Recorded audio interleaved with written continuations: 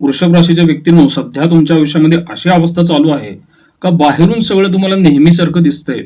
तुम्ही काम करतही आहात आणि जबाबदाऱ्या तुम्ही निभावत आहात.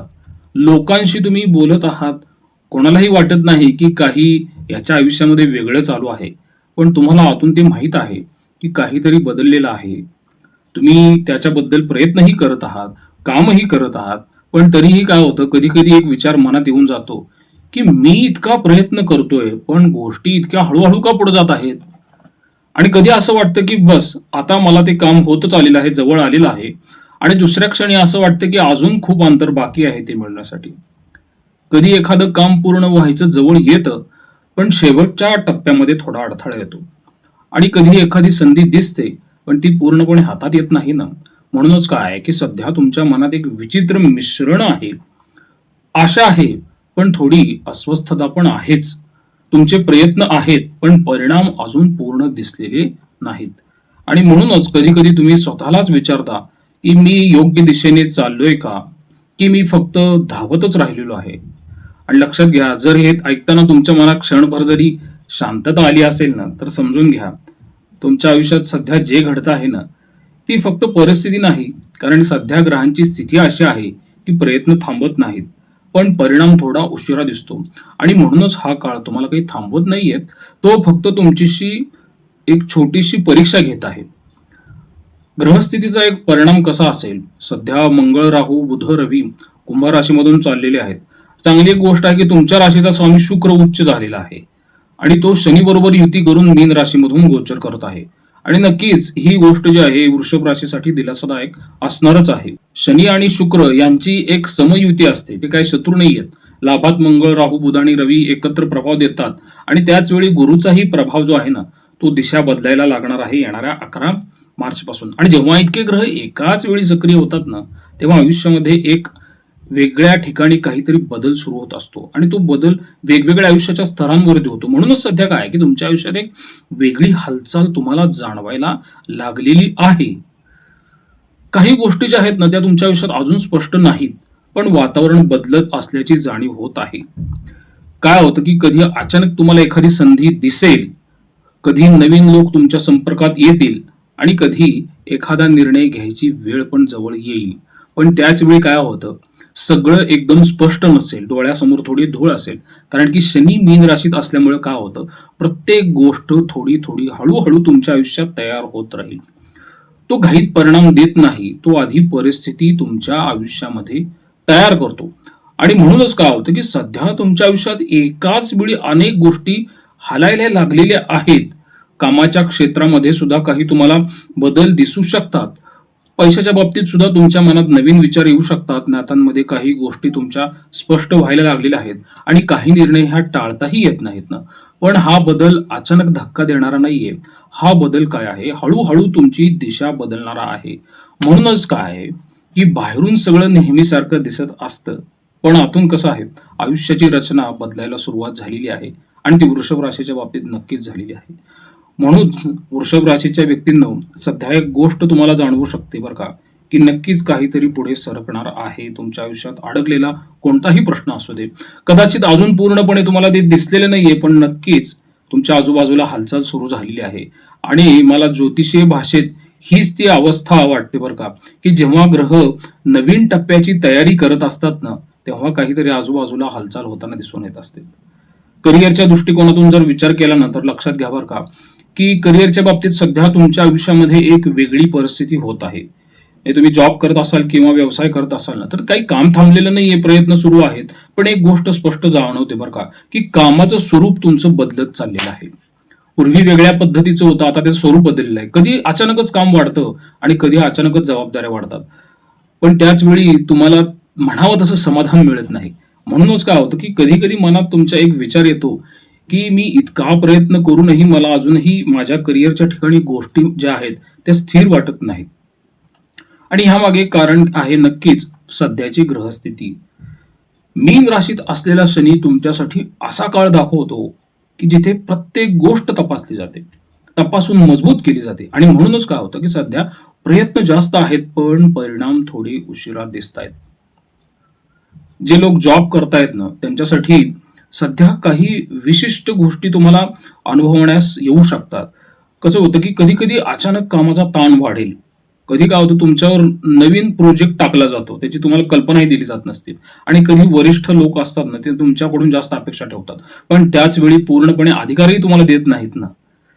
आणि मग काही वृषभ राशीच्या व्यक्तींना असं वाटू शकतं, की काम माझ्याकडून करून घेतलं जातं, पण क्रेडिट दुसऱ्याला मिळत आहे. आणि कधी ऑफिसमध्ये स्पर्धाही तुम्हाला वाढलेली दिसेल कामाच्या ठिकाणी. आणि मग कधी तुमच्या कामाचं कौतुक होतं, पण प्रत्यक्ष फायदा अजून मिळालेला नसतो. ही परिस्थिती मित्रांनो त्रासदायक वाटू शकते. पण ज्योतिषाच्या दृष्टीने जर तुम्ही विचार केला ना, तर आम्हाला असं दिसतं की हा काळ तुमची क्षमता वाढवत आहे. तुमची क्षमता पण तपासत आहे. कारण की शनी एक गोष्ट नक्की करत आहे सध्या तरी. तो तुम्हाला अधिक सक्षम बनवत आहे आणि त्यानंतर स्थिर परिणाम देत आहे. म्हणून तुम्हाला एक असा प्रॅक्टिकल सल्ला मला असा देऊ वाटतो बरं का, की काम जास्त वाढलं म्हणून काम टाळण्याचा प्रयत्न करू नका आणि तुमचे जे कोण वरिष्ठ असतील त्यांच्याशी स्पष्ट संवाद ठेवा आणि नवीन स्किल्स शिकण्याची तयारी ठेवाच. कारण की हा काळ तुम्हाला थांबवण्यासाठी तर अजिबातच नाहीये. तो तुम्हाला पुढच्या मोठ्या जबाबदारीसाठी तयार करत आहे. मग जे लोक व्यवसाय करत आहेत ना, त्यांच्यासाठी हा काळ कसा असेल? काय होतं की सध्याची ग्रह परिस्थिती जी आहे ना, ती थोडी वेगळी तुम्हाला दिसू शकते. कारण की गोंधळ असा तयार झालाय ना, संभ्रमात्मक ग्रहस्थिती आहे. काम येतंय, तुमच्याकडे क्लायंट्सही येतात, पण नफा तितकासा तुम्हाला स्थिर वाटत नाहीये. आणि बऱ्याच वेळा पेमेंट जे येतं ना तुमच्याकडे क्लायंटचं, ते उशिरा येतं.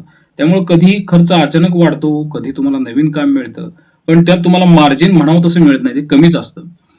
आणि मग अशा व्यावसायिकांना असं पण वाटू शकतं बरं का, की काम चालू आहे, पण वाढ काही अजून दिसत नाही. याचं कारण सुद्धा आम्ही ग्रहस्थितीत समजतो. कसं आहे, की मीन राशीतला शनी व्यवसायात एक गोष्ट घडवतो, की तो त्या व्यवसायाची रचना बदलायला लागतो आणि इतके दिवस आता गुरु जो होता ना, तो वक्री होता. आता तो 11 मार्चला मार्गी होईल. मार्गी झाल्यानंतर बऱ्याचशा तुमच्या गोष्टी ज्या आहेत ना, त्या सुद्धा मार्गी होतील. कारण जुन्या पद्धतीने चालणाऱ्या गोष्टी ज्या आहेत ना, त्या सुद्धा आता हळू बदलायला लागतील तुमच्या व्यवसायाच्या ठिकाणी सुद्धा. कधी-कधी काय होतं मग नवीन एक क्लायंट्स बेस तयार होतो. कधी कामं करण्याची जी तुमची पद्धत असते ती बदलावी लागते. मग ह्या काळात मला तुम्हाला सल्ला असा देऊ वाटतो प्रॅक्टिकल बरं का, की घाईत मोठा विस्तार तुम्ही करू नका. जास्त दिसते म्हणून लगेच जास्त डेव्हलपमेंट करण्याचा विचार करू नये. जुने ग्राहक असतील किंवा काही संबंध असतील ते टिकवा, खर्चावर नियंत्रण ठेवा. कारण की हा जो काळ आहे ना, तो हळूहळू पण स्थिर वाढ देणारा आहे. म्हणून वृषभ राशीच्या व्यक्तींना असं वाटतं बरं का मला, की निष्कर्ष असा वाटतो, की सध्या तुमच्या आयुष्यात प्रयत्न काही थांबलेले नाहीयेत, की जे लोक नोकरी करत आहेत, व्यवसाय करत आहेत त्यांना सांगतो. पण ग्रह अशी परिस्थिती तयार करत आहेत, की जिथे प्रत्येक गोष्ट तपासूनच पुढे जाईल. मग ती गोष्ट काम असेल, पैसा असेल, तुमचे व्यवसाय असतील, तुमच्या जबाबदाऱ्या असतील, सगळ्या गोष्टी ह्या हळू नवीन आकार घेत आहेत. म्हणूनच काय आहे, की हा काळ जो आहे ना 11 मार्च नंतरचा, तो काही निराश होण्यासारखा नाहीये. हा काळ कसा असतो, की ह्या काळामध्ये आपण थोडं विचार केला पाहिजे, चिंतन केलं पाहिजे, आत्मपरीक्षण केलं पाहिजे आणि स्वतःला मजबूत बनवून घेतलं पाहिजे. कारण की शनीचा एकच नियम आहे बरं का, तो कायम देतो पण उशिरा देतो. पण जे देतो ते स्थिर आणि दीर्घकाळ टिकणारं असतं. हे लक्षात घ्या तुम्ही. तर नातेसंबंधाच्या बाबतीत पण कसं आहे, की एक सूक्ष्म बदल सुरू आहे नात्यांमध्ये. तो कसा आहे, की हा अचानक घडलेला काही बदल नाहीये. तो हळू तयार झालेला एक बदल आहे. हळू तयार केलेली एक अवस्था आहे. तुम्ही आधीसारखी प्रत्येक गोष्टीवर लगेच प्रतिक्रिया देत नाही. कसं होतं, की पूर्वी एखादी गोष्ट झाली, की तुम्ही लगेच बोलत होता. तुमचं मत तुम्ही स्पष्ट सांगत होता. पण आता काय होतंय, की कधी-कधी तुम्ही शांत राहता किंवा दुर्लक्ष करता आणि समोरचा व्यक्ती बोलत राहतो, परिस्थितीही घडून जाते, पण तुम्ही आधीसारखी काही प्रतिक्रिया देत नाही. आणि मग काय होतं म्हणूनच काही लोकांच्या मनात असा प्रश्न निर्माण होतो बरं का, की ही व्यक्ती आधीसारखी राहिलेली नाहीये. काहीतरी बदल झालेला आहे ह्याच्यामध्ये. आणि मग तुम्हाला असंही विचारतात घरचे, की "तू इतकं शांत का झाला आहेस? तुला काही फरक पडत नाहीये का?" म्हणून कसं आहे, की तुम्ही काही लोकांना असं वाटू शकतं, की तुम्ही आता थोडे दूर गेलेला आहात मनाने. पण प्रत्यक्षात काही तुम्ही दूर जात नाही बरं का. तुम्ही फक्त लोकांना वेगळ्या नजरेने पाहायला लागलेले आहात. ती नजर तुम्हाला तयार करून दिली गेली आहे. आणि 11 मार्च नंतर काय होतं, की पूर्वी काही गोष्टी भावनेतून ज्या तुम्ही स्वीकारल्या होत्या ना, त्या तुम्हाला चांगले फळ देतील. आणि आता त्या समजून घेतल्या जात आहेत, त्या भावना समजून घेतल्या जात आहेत, असं पण तुम्हाला फिलिंग यायला सुरू होईल. आणि पूर्वी काही नाती सवयीने टिकली होती आणि आता तुम्ही विचार करता, की हे नातं खरंच मनापासून आहे का? हे पण तुम्हाला 11 मार्च नंतर प्रश्न पडायला सुरुवात होतील. म्हणून सध्या एक शांत निरीक्षण तुमच्या मनामध्ये सुरू झालेलं आहे आणि तुम्ही प्रत्येक नातं एक नव्या नजरेने पाहत आहात. कोण खरंच समजून घेतं का? कोण फक्त परिस्थितीनुसारच जवळ येतं आणि कोण फक्त बोलण्यातच असतं, हे तुम्हाला लक्षात येईल. कधी कधी ही जाणीव थोडी तुम्हाला त्रासदायक किंवा वेदनादायक असते, कारण ज्यांना आपण जवळ मानलं होतं ना, त्यांच्याबद्दलही नवीन गोष्टी तुम्हाला समजायला लागतात. पण ह्या बदलांमागे कसं आहे, की ग्रहांचा एक सूक्ष्म प्रभाव असतो. मीन राशीतला उच्च शुक्र आणि त्याची झालेली शनी बरोबरची युती आणि मार्गी होणारा गुरु आहे ना, हा तुमच्या भावनांना अधिक गंभीर बनवतो. तो नात्यांकडे अधिक खोल नजरेने तुम्हाला पाहायला शिकवेल. आणि काय होतं, की म्हणूनच तुम्ही आता एक प्रत्येक नात्याला तितक्याच सहजतेने स्वीकारत नाही, जे तुम्ही पूर्वी स्वीकारत होता. पण लक्षात ठेवा, की हा बदल जो आहे ना, तो नाती तोडण्यासाठी नसतो किंवा नाहीच. हा बदल नात्यांची खरी ओळख करून देण्यासाठी आहे. आणि काही नाती या शांततेतही तुमच्या सोबत राहतील आणि नवीन नाती पण जोडण्याचे योग 11 पासून सुरू होतील. आणि काही नाती जे आहेत ना, ते हळूहळू दूर जात असतात. पण ज्योतिषशास्त्राचा एक नियम असा जाणवतो बरं का, की जे नातं समज, आदर आणि शांततेत टिकतं ना, तेच नातं खरं दीर्घकाळ टिकणारं असतं. त्यामुळे वृषभ राशीसाठी हा काळ काही थांबलेला नाहीये, तो तयारीचा काळ आहे. प्रयत्न सुरू आहेत, दिशा तयार होत आहेत. काही गोष्टी अजून पूर्ण स्पष्टपणे दिसत नाहीत, पण आतून पाया तुमचा मजबूत होत आहे. आणि ग्रहांचा काही सूक्ष्म नियम असतात बरं का. त्यातील एक असा आहे, की जेव्हा ग्रह योग्य वेळ दाखवतात ना, तेव्हा एक गोष्ट अचानक घडते. जे इतके दिवस हळूहळू तयार होत होतं ना, ते आता एकदम पुढे सरकतं, कारण की गुरु मार्गी होईल. म्हणूनच सध्या स्वतःवर शंका घेऊ नका, कारण कधी कधी आयुष्य उशीर करत नाही, ते फक्त योग्य क्षणाची वाट पाहायला लावत असतं. कधी कधी आयुष्य वेगाने बदलत नाही, ते आधी शांतपणे तुम्हाला मजबूत करतं. आणि जेव्हा योग्य वेळ येते ना, तेव्हा ते तुम्हाला तुमच्या पुढच्या मोठ्या टप्प्यावर घेऊन जातं. तर 11 मार्चला जो गुरुचा मार्गस्थ प्रवास आहे, इतके महिने तो वक्री होता, तो नक्कीच वृषभ राशीला खूप चांगली फळं देणार आहे. आणि आयुष्यात अडलेलं एखादं जे काम असतं ना, ते सुद्धा नक्कीच पूर्ण करून देणारा हा काळ असेल. तुमच्या व्यवसायाच्या ठिकाणी, नोकरीच्या ठिकाणी, नात्यांमध्ये, अजून काही वैयक्तिक आयुष्यामध्ये काही प्रश्न अडकलेले असतील ना, त्यातल्या एक तरी प्रश्न हा गुरु नक्कीच मार्गी लावून जाईल. कारण की जे इतक्या इतक्या वेगवेगळ्या ग्रहांनी तुम्हाला अडवण्याचा प्रयत्न केला, तोच तुम्हाला गुरु त्यातून मार्ग काढून नक्कीच दाखवेल. तो सुद्धा गुरुचा नियम आहे. तो सुद्धा इतर काही अडचणी आणणाऱ्या ग्रहांचा नियम आहे.